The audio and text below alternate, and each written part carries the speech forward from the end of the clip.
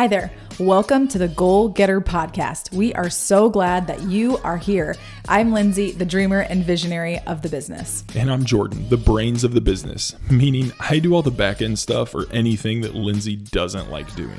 We're a husband and wife duo who took a leap of faith several years ago to embark on this permanent makeup business journey together. We both worked unsuccessful and unfulfilling jobs before, and now we've turned our business into a thriving six-figure business. They say you're meant to lead those who were once in your shoes, so that's what we're doing, navigating kids, homeschooling, business, and life together. But this podcast is about more than just business and permanent makeup.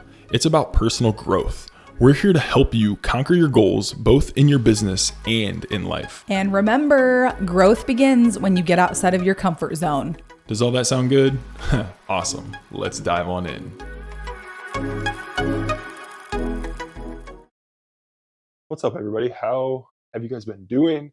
Man, it's been a while since I've recorded a podcast, and it's honestly just been a crazy busy summer so far. And at the time I'm recording this, it's the end of June, and I'm actually down at our Florida location right now servicing our Florida clients. But life's just been kind of crazy. If you haven't been following us, just to kind of give you a quick little recap before we jump into the episode, we opened a second location down here in Sarasota, Florida. So that's been taking up a ton of our time.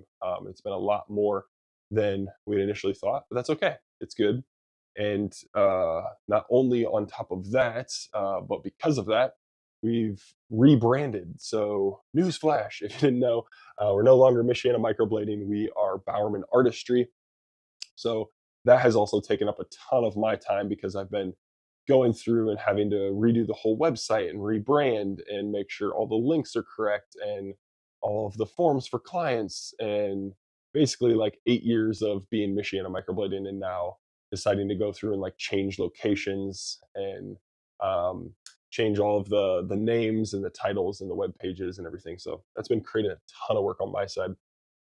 And then to add even more, we are speaking at PMU World here coming up August 5th through the 9th. And if you didn't know what PMU World is, it is the largest permanent makeup conference in North America.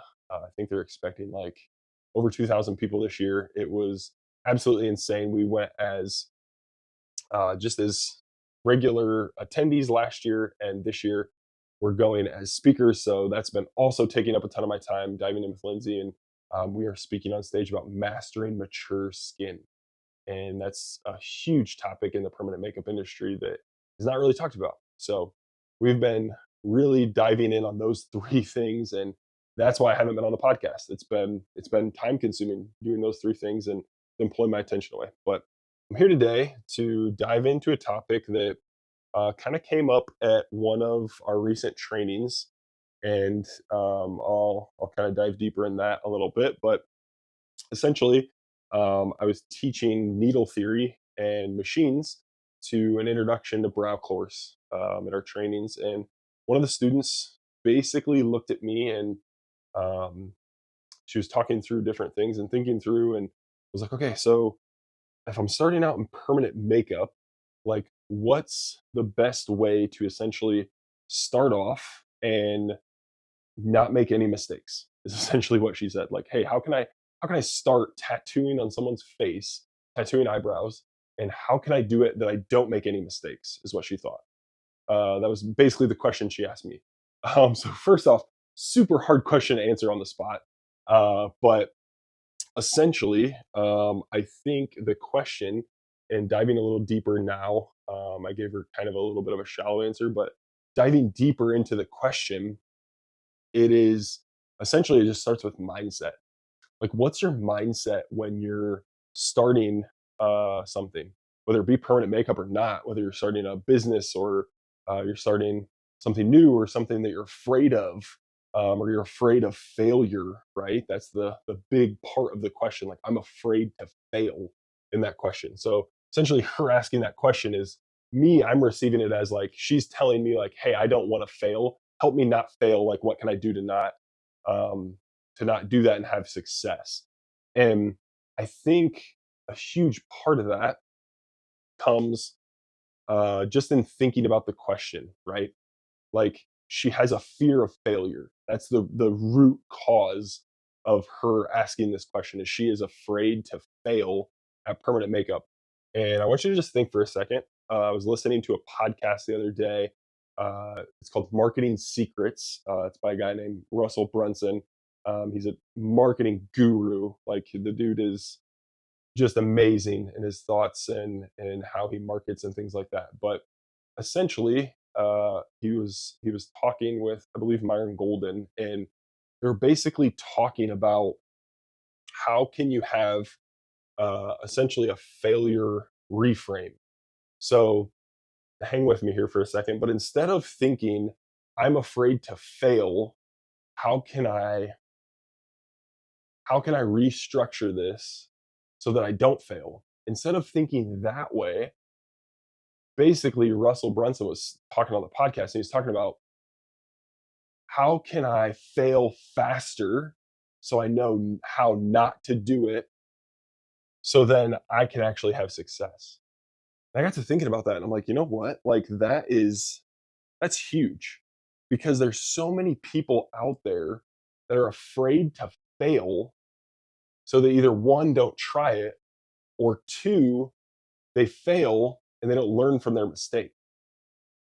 What Russell was saying was essentially you want to fail as fast as possible so you can figure out that that's not the way that it should be done. Make it happen a lot faster. It reframes it so that yeah, you may have failed, but you're actually closer to success through your failure. And it looking at that mindset of essentially like, okay, I want to fail as fast as I can so that way I can have success. It takes the fear, at least in my mind, it takes the fear out of failing because in actually just doing it, you're that much closer to being successful. So going back to the permanent makeup thing, I also answered this student with, I was so hesitant when I first started permanent makeup. I had learned eyeliner and I had learned lip tint. And when I had clients coming to me, I was so afraid that I was going to mess them up. And by mess them up, I mean, I was thinking, I was so afraid I was going to either go too thick on their eyeliner or it was going to cause migration, or in their lip tint, their lips were going to come back and they were going to be too saturated and too tattoo-ish and there'd be no going back. I was so afraid of that for probably about the first like year and a half of my permanent makeup career. And it honestly, it really hindered my growth because I was so afraid to mess somebody up. And it wasn't until I kind of like broke through that and was not like, okay, I may mess somebody up, but I'm so confident and comfortable with my machine that I know I'm not going to mess somebody up, if that makes sense. And it wasn't until that like year and a half like breakthrough that I had that where I finally felt like, okay, my healed results, my career is finally starting to like get off the ground and I'm getting to where I want to be. Because up until that point, I always had clients coming back saying like, hey, I want more color, or hey, I want more of a border, or hey, I want my eyeliner to be thicker, or I want my wing to be extended or more shading, those kinds of things. But in my mind, that was an easy fix because I could always add. With permanent makeup, you can't take away. Once it's there, it's there. So that was always my default, my fallback. And honestly, because I had that default and I had that mindset right off the start, it hindered my growth. So basically, boiling it down, I tried to just encourage the student that like, hey, don't be afraid to fail. And it can be very nerve wracking, especially in the world of permanent makeup. That if you mess somebody up right off the start, you're not going to have any more clients in the future. And I can guarantee you, anybody who's in the permanent makeup world who's had success and is very successful now, they probably messed some people up along the way. I guarantee you. Talk to anybody. I guarantee you. I have my past mistakes. I know Lindsay does as well, and you learn from them. But they're only mistakes or they're only failures if you stop. But if you keep going and you continue to push on and push through the mistakes and the failures, then that's when they're not become failures. They become learning points on the way to your success. Okay. So that's what I got for you today, guys. It's super short, super sweet, to the point. Hopefully, it inspired you a little bit today. And if you haven't, by the time I'm posting this on our podcast, hopefully PMU World is not totally sold out. I know they have virtual tickets, but oh man, to be in person, it's so much better. You learn so much more in person and be able to rub shoulders with some of the biggest names in the permanent makeup industry. It's huge. So come join us down in Miami.